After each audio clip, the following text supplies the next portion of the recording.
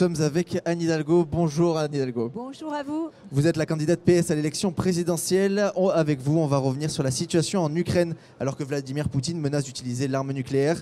Nous reviendrons également sur la campagne présidentielle et votre programme pour l'agriculture. Et tout de suite, vous revenez avec Bastien Cochet sur le conflit en Ukraine après des années de tension dans l'est du pays. Depuis 4 jours, nous vivons une nouvelle guerre sur le continent européen. L'Union européenne multiplie les sanctions économiques, a débloqué de nouveaux fonds pour aider les forces ukrainiennes à se défendre face aux attaques russes. On fait un point sur la situation avec vous, Bastien Cochet.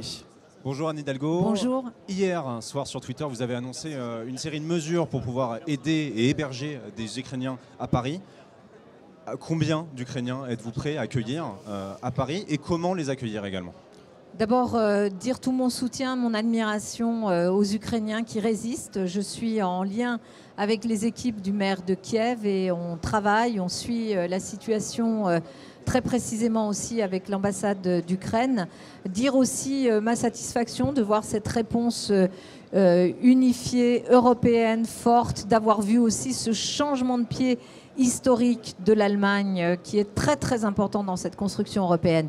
Pour accueillir les réfugiés, eh bien, nous accueillerons tous les réfugiés que nous pourrons accueillir. Je ne vais pas fixer un quota ou un nombre. Vous n'avez pas une idée des capacités d'accueil de la ville de Paris pour l'instant ? Vous savez, nous sommes en train d'ores et déjà de recenser tous les lieux d'hébergement, de faire aussi appel à la population, comme nous l'avons fait en d'autres circonstances d'accueil de réfugiés, pour qu'il puisse y avoir aussi un accueil par les particuliers. Et donc nous sommes avec une cellule de crise à l'hôtel de ville qui recense tous ces hébergements, donc plusieurs centaines de personnes évidemment. Anne Hidalgo, oui. Vous parlez de mesures d'aide complémentaires, donc d'autres manières d'aider les Ukrainiens. Quelles sont-elles ? Quelles sont vos pistes pour l'instant ? D'abord, nous avons, vous savez, une partie de la population d'une diaspora ukrainienne. Je pense à des étudiants, je pense à des personnes qui étaient à Paris et en France et qui ne pourront pas repartir chez eux. Donc nous sommes en train de recenser toutes ces personnes-là avec l'ambassade pour pouvoir leur offrir la possibilité d'être sur place et bien sûr l'accompagnement économique qui convient. Je n'ai pas un budget à vous annoncer. Nous allons mettre en place des aides. Vous savez, ce n'est pas des choses qui se décident comme ça. Il faut que ce soit pragmatique, réaliste. Ce n'est pas le concours Lépine. Et c'est réaliste selon vous ?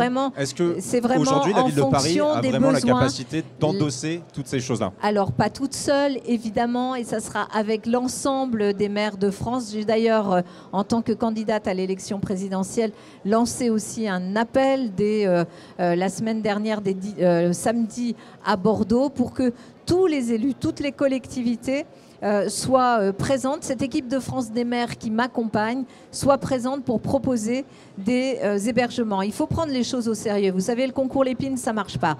Il faut partir des besoins, des capacités. Il faut bien sûr aussi une aide nationale de l'État français pour pouvoir accompagner ça. Il y a une aide européenne aussi, on l'a dit, 450 millions d'euros qui ont été débloqués par l'Union européenne pour pouvoir aider, que ce soit avec du carburant, des armes létales également.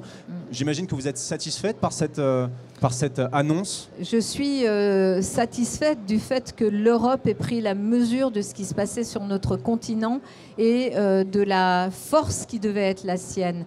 Parce que le modèle européen est un modèle démocratique, c'est un modèle que nous devons défendre. Et ce modèle-là supposait qu'il puisse aussi apporter une réponse de soutien par de l'armement, par des aides économiques, par des mesures de sanctions contre la Russie pour pouvoir aider l'Ukraine. L'armement, Ségolène Royal, ce week-end, a dit que c'était une mauvaise idée et qu'en tant que socialiste, on ne pouvait pas aider en surarmant l'un des camps, c'était pousser vers plus de guerre. Qu'est-ce que vous répondez à l'ancienne candidate du Parti Socialiste ? Je réponds surtout à Jean-Luc Mélenchon qui, depuis le début de même avant cette crise, nous expliquait que Poutine était une référence, nous expliquait que ses alliés étaient plutôt du côté de la Russie et de la Chine et que l'OTAN, les Américains, l'Allemagne étaient plutôt des personnes dont il faudrait se méfier. Mais je vous dis très clairement sincèrement, en tant que socialiste, vous imaginez, elle ne me soutient pas, elle soutient Jean-Luc Mélenchon, donc je préfère d'ailleurs qu'elle soutienne Jean-Luc Mélenchon,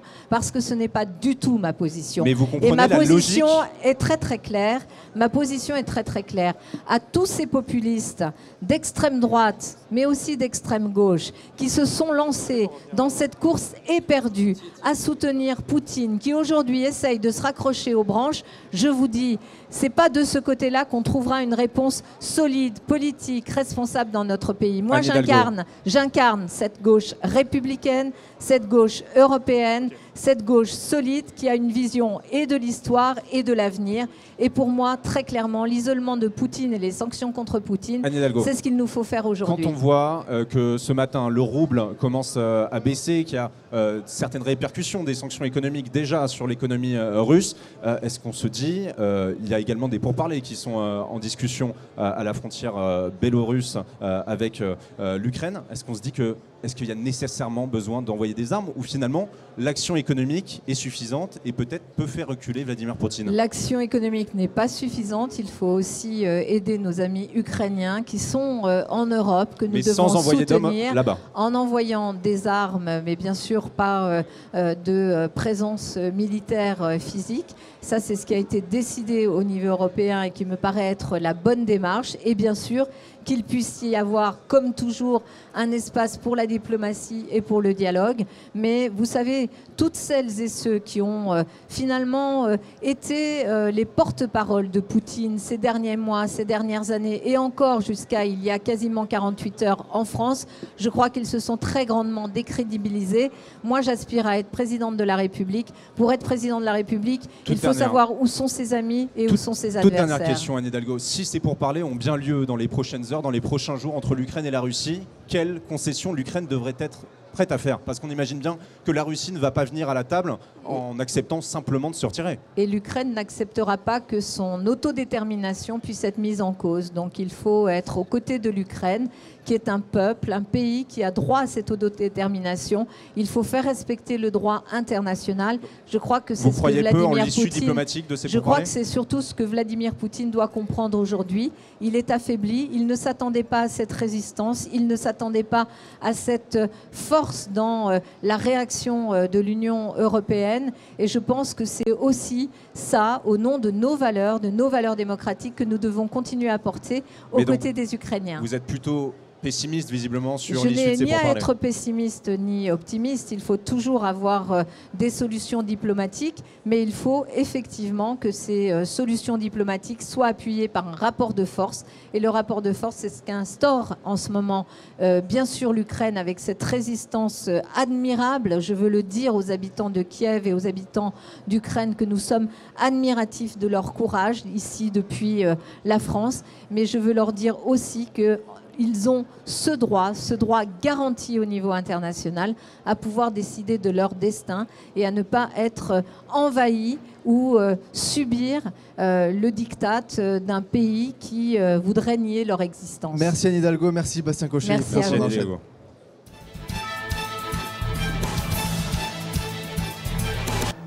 Anne Hidalgo, nous allons à présent aborder la campagne présidentielle et les difficultés du Parti Socialiste. Votre parti rencontre actuellement pour faire peser ses idées dans la course à l'Elysée. On voit ça avec Quentin Leport. Bonjour Raphaël Bardona, bonjour Anne Hidalgo. Votre parti était encore au pouvoir il y a 5 ans, en 2017. Comment expliquez-vous que vous soyez entre 2 et 3% d'intention de vote Moi, je n'ai pas pour l'habitude de commenter les sondages. Vous savez, je suis une femme politique responsable, je porte des valeurs. Je porte les valeurs d'ailleurs d'une formation politique qui est aujourd'hui par son groupe parlementaire, ses groupes parlementaires, la première force politique à gauche, par le nombre d'élus aussi présents sur le territoire. Et je porte quoi?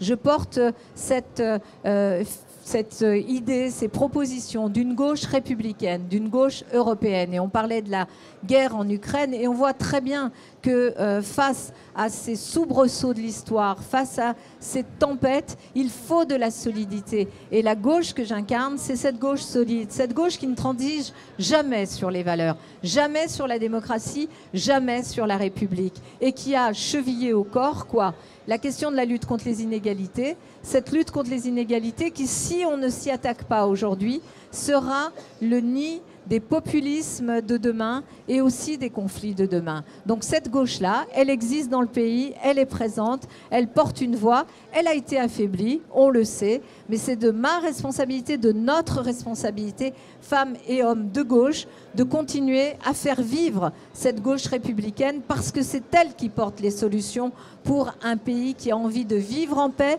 et de façon beaucoup plus équilibrée et de s'attaquer aussi, bien sûr, à la transition écologique. Certains électeurs qui votaient historiquement à gauche ne se reconnaissent plus dans la gauche actuelle. Est-ce que vous les comprenez ? Je crois qu'on parle beaucoup à la place des électeurs et qu'il faut simplement laisser le débat politique se dérouler sans qu'il y ait une préemption de ce qu'ils penseraient ou de ce qu'ils diraient. Aujourd'hui, le débat n'a pas vraiment eu lieu. Il n'a pas eu lieu parce que les 6 mois que nous venons de passer, depuis grosso modo le mois de septembre, ont été 6 mois impactés par la crise sanitaire et dans laquelle il y a eu peu d'espace pour rencontrer les Françaises et les Français. Et maintenant, nous arrivons dans une phase où il y a cette crise ukrainienne, cette guerre en Europe. Donc ce qu'il nous faut absolument, et c'est le message que je porterai tout à l'heure au Premier ministre, puisqu'il nous réunit les candidats et candidates, il faut faire vivre la démocratie en France et il faut permettre à ce débat de se dérouler à partir des idées et des projets et pas des commentaires du commentaire. Ça, pardon, mais ça tue la politique, ça abîme la politique et je pense que notre pays a besoin de se repolitiser au bon sens du terme. Est-ce qu'il n'aurait pas été préférable pour la gauche d'avoir une candidature commune ? Une candidature commune, c'est toujours préférable, bien sûr, mais il faut qu'elle soit claire, qu'il faut qu'elle parte de non seulement de valeurs communes, mais d'une volonté commune. Et d'ailleurs, je l'ai proposé. J'ai proposé en décembre une primaire. Malheureusement, Yannick Jadot n'a pas saisi la main qui lui était tendue. On aurait pu débattre devant les Françaises et les Français. Toutes les chaînes de télé y étaient prêtes. Ça aurait été quelque chose de très important pour justement voir et les différences et les points de convergence. Dès lors que ça n'a pas été possible, eh bien, il nous faut rassembler les Français. Ce que je m'emploie à faire, entouré d'une équipe nombreuse, ils sont là autour de moi dans cette visite du Salon de l'Agriculture, beaucoup d'élus, beaucoup de citoyens, beaucoup d'associations, beaucoup de sociétés civiles, comme on dit, qui ont envie que la gauche, cette gauche républicaine qui ne cède rien sur les valeurs, qui ne va pas courir après les dictatures, que ce soit en Russie ou qui n'a aucune complaisance par rapport à des régimes comme le Venezuela ou comme la Chine, que cette gauche qui n'a jamais transigé sur les valeurs et sur ce qu'est notre pays puisse se rassembler autour d'une proposition qui, comme la proposition que je fais, veut répondre aux 3 urgences du moment, l'urgence sociale, l'urgence écologique et l'urgence démocratique. Merci Quentin Leport, merci Anne Hidalgo. Merci.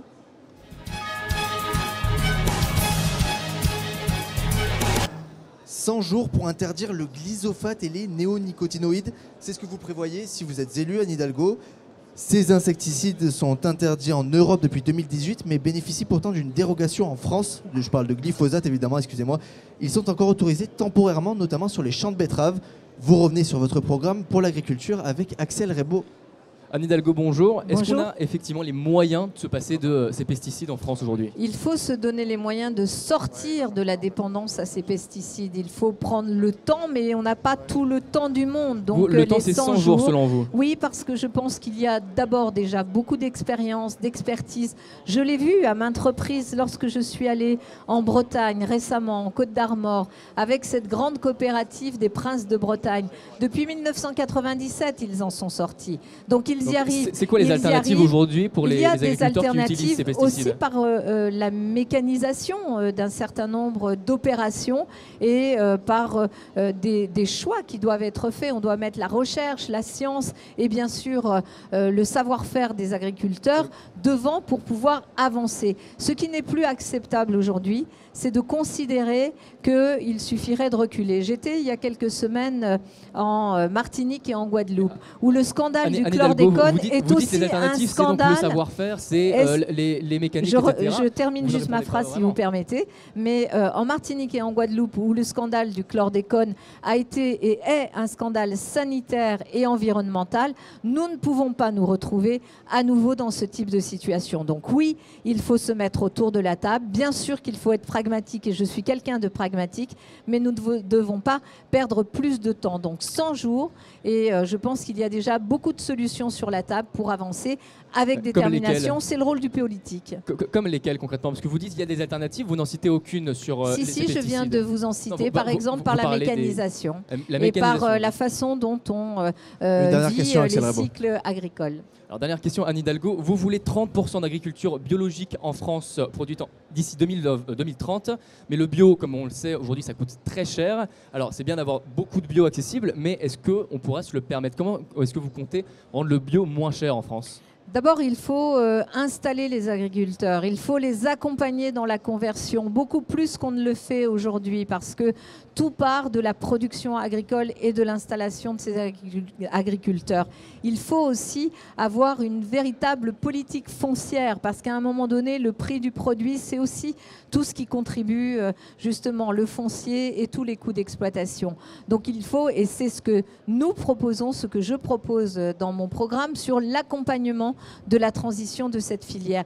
Et bien sûr qu'il faut aller vers du bio, vers du raisonné, vers des circuits courts qui sont la solution, qui sont ce qui est d'abord nécessaire pour notre santé publique, mais ce qui est aussi bien sûr attendu par beaucoup de nos concitoyens. Donc il faut accompagner cela, et que vraiment du côté des aides agricoles, que ce soit la PAC et le plan national stratégique, on mette l'accent véritablement sur cette conversion, en accompagnant plus rapidement, en faisant en sorte que les aides à l'installation et à la conversion soient beaucoup plus rapides pour les agriculteurs qui prennent ce chemin-là. Et souvent, ils le prennent pas simplement parce qu'il y a des consommateurs qui veulent cela, aussi par rapport à leur propre santé et par rapport à l'amour qu'ils ont de leur métier. Merci Anne Hidalgo. Merci à vous. Merci Axel Rebaud, merci à vous Anne Hidalgo d'avoir été avec nous dans la Traverse-Champs. Je rappelle J'ai une question, il n'y a pas de filles là sur vos... Hier nous avions Manon Blanchis avec nous, sûr, malheureusement. oui, on en a plusieurs dans l'équipe, mais là actuellement ils ne sont pas. D'accord. Mais on en a plusieurs dans l'équipe. Non, Merci parce beaucoup. qu'on peut poser des questions aussi. Bien sûr, évidemment. Merci beaucoup d'avoir été avec nous. Merci à vous. Bonne journée à vous au Salon de l'Agriculture.